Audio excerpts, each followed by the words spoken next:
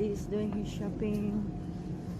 What did you get, Dad? Dad got chips, banana, ice cream.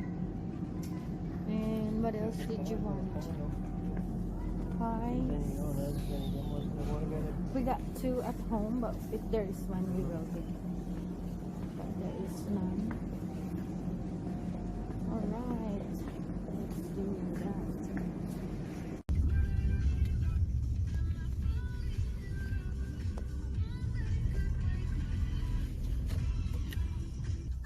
Right, we are here, guys. Daddy will just go to the drive-thru and we'll take you again.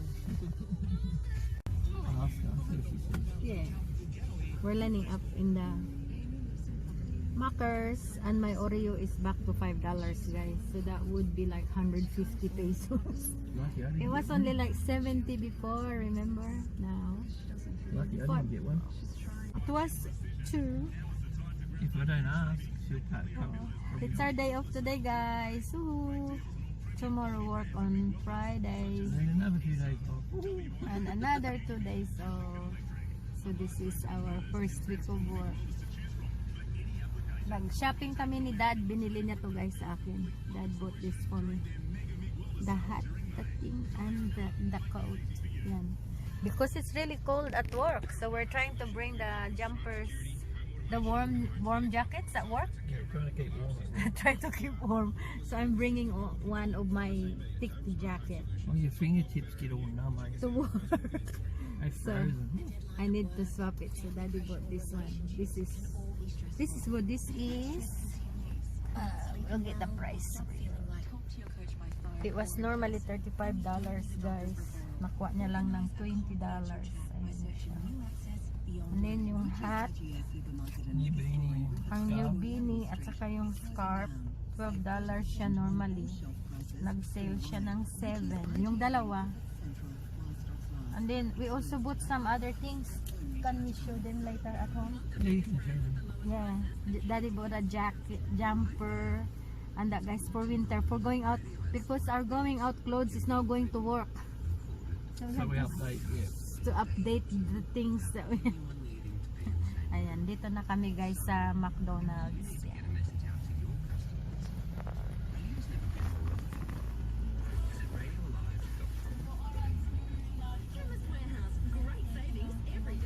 Yeah, but is that cake no sugar?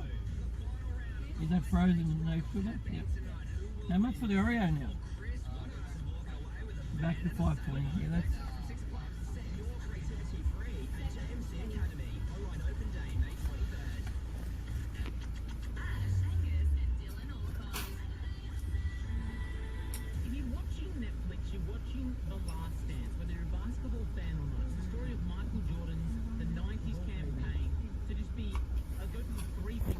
Can I get the receipt, please? Yes, please.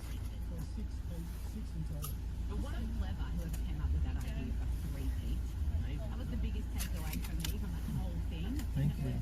How No, I think. clever the word 3 feet is. Guys, balik na sa $5.20. It's a real price. I thought she made a mistake. She didn't. They should have gloves on. Thank you. Ito na, guys, yung ano namin. Frozen sugar. Thank you, mate. Ito na, guys, yung ano natin. Oreo. McFlurry. Thing is, we get frozen from here and then we go to KFC to eat the food. Now we got to go for a KFC drive-through So so we can get something for tea. we're gonna take you now to KFC, guys. Wait lang. We going.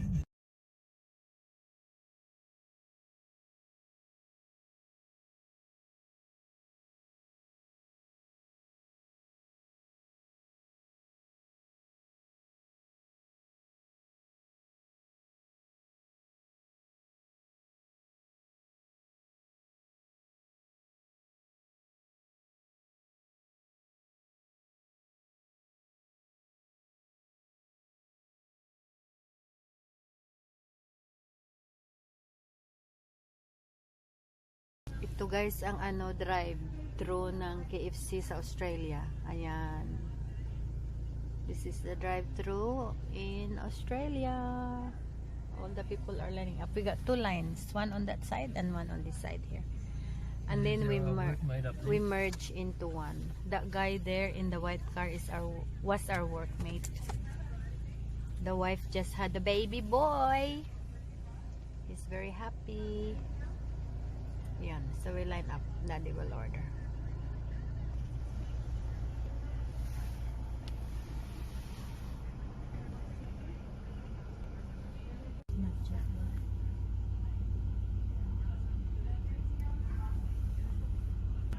What would you like? Can I get a streetwise feed, please? Should I see so? Yes, That's it. That's it, babe? Yep, Yeah. that's all. Are you there? Yeah, That's all for today? yes, thank you. No worries, $31.95. Drive around. 21. Mm. 95. There guys, we are nearly to the end. I like this water tank, babe. Yeah. We'll get that. I like that one. I want to get a price for it. See, look at the 2 of them together. Looks good. Yeah. Put the thing in the middle so you can go past in the middle to fix it. Or to check. Yan guys, ang nagla-line up lang kami ha. And then 1, 2, car number 3. We'll get our orders. We pay in that box. And then we go around the corner. And then we get that food. Yeah. And then we go shopping Aldi on that side. Look, see? There. Rolling. Mm-hmm. So was it just streetwise fish? Yes, thanks, mate. Yeah, $21.95. There. It worked. This card No worries, worked. thank you, mate. Nag-work ang card ni Daddy, guys. Woohoo! Ang saya. Kasi last time, Daddy tapped twice. No, He paid twice. Took me 4 days to come back and get the food. And then the bank did not give the money. So we had to come here and tell them, look, the bank did not give the money to us. So they said, okay, they give us more food. Well, they're going to give us the money, but they give us the food instead. So you want the money or the food? Food. Because we gonna eat it anyway. So, ito na guys yung corner na I'll show you yung where we pick up the food. So there guys, around the corner na tayo. And then umiikot we go around the building. And now Dad is gonna pick up the food there. Just wait lang. Ayan na guys, ready na si Daddy to get the food. And we are also gonna get ready to hold the food. We'll eat chips on the way home. Yeah, we'll get the chips. You got me sauce in there, mate? What sort of like, mate? Sweet and sour, please. Thank you. No worries, thanks, mate. Ito na guys, ang laki. Ayan. Ang dami yun. The problem is you don't ask for sauce, they won't give it to you. Did he give you? Yeah, I'll give it to you. Then he chuck. Give it to me. Then he chuck it there. You chuck it in there. See? Straw. You've got to ask for sauce, you've got to ask for everything. Even though it's on the board, complete the order. Yes, ayan. Chips. Ang kakainin ni Daddy on the way home habang nagda-drive siya. Kasi when we get home, that's when we're gonna eat it. So I'll probably have I'll cook rice. So I can eat it with the chicken. But we don't have gravy here, Daddy, no? We do, but with Not what's this order? potato. The gravy comes with potato. In the Philippines, you get a gravy for free. In the Here. Philippines, Wow. we don't get that. You have to pay for it. The gravy only? The little one. If it doesn't come with water. That gravy is how much? $2? Because the people Something like that. The people in Philippines, they eat it with rice, the gravy, But and they dip it, the chicken there. ours is a little bit thicker than the one in the Philippines. It's true, huh? Tama guys, yung gravy. Yours is like a little bit like water and potato. Potatoes and dito guys, ang gravy nila makapal. Yung thick, malapot. Next time we'll show you. Dito naman hindi, runny. I mean dito nga, malapot. Sa atin runny. Pwede mo mabuho sa kanin, gano'n. Here, ang lapot. Nasarap din. Nice. Wait na kami guys. 5:45 na ng hapon. Madilim na kasi autumn. So uwi na kami. Pero pag hindi pa to guys mahaba ang vlog na to, ipapakita ko sa inyo yung shopping namin. Kasi nag-shopping din kami.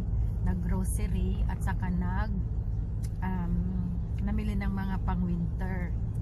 Si daddy guys namili. Na pag siya guys ang mamili kahit mahal, bibilhin niya. Ako kuripot ako. So, ang dami niya. Cash me bottles in.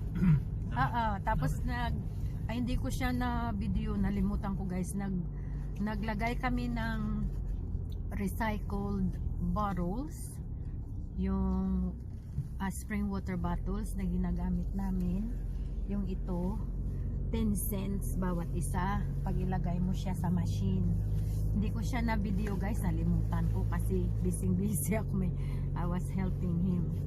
So yun, how much did you make? $21. Naka $21 si daddy. So meaning 700, 1,004. Ay, wait lang. 700 lang pala. 320 is 6. Ang 10, ang 20. Mas 7. Mga naka 800 pesos siya. Yun. So,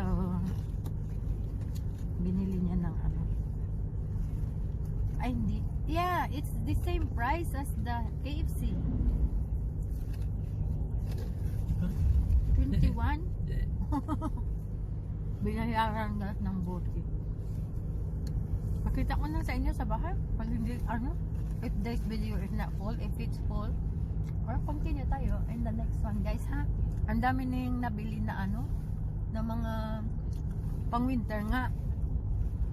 Bumili din siya ng damit niya. Pinapabili ko siya kasi we normally go to work with work uniform sa old job namin. Itong job namin ngayon, hindi na. Magsuot ka na ng sarili mong damit, tapos bibigyan ka lang nila ng disposable na damit tulad yung ginagamit sa hospital ng mga nurses. Tapos after use, itatapon mo siya. Lahat, gloves, sleeves, overcoat, may raincoat din. Yan, pag nagamit mo siya doon sa trabaho, hindi mo siya i-reuse, hindi allowed. You have to put it in the bin lahat guys, as in ang dami. Ilang hundreds ang mga ginagamit namin. Madilim na guys, nandyan pa kayo. So, we'll see you sa bahay na lang. If not, tuloy-tuloy pa rin ha. Huwag nyo kalimutan guys, pag mapanood nyo yung video na to, na-hit na natin ang 3,000 subscribers. So maraming salamat sa inyo lahat na nag-support ng channel natin. The only way guys na ma-recognize ko kayo pag nagko-comment kayo sa comment box, tapos kung gusto lang kayo sasali sa giveaway, sabihin nyo lang sa amin. Pero yung mga nagko-comment dyan, talaga yan ang nakikita namin. So yan ang minamasdan ng mga admin kung palagi sila. Tapos kung may mga giveaways, kung sasali sila, yun ang pangalan kaagad nila guys, nakalista yan. Tapos pinipili ng mga admin kung sino talaga ang nagsusupport sa channel namin. Kasi ayaw nila yung manalo ka ngayon tapos kararating mo lang, tapos pag panalo mo hindi na ka namin nakikita. Kasi nadaanan ko yun guys sa 500 subscribers, sa 1,000 subscribers, hindi na nagpakita.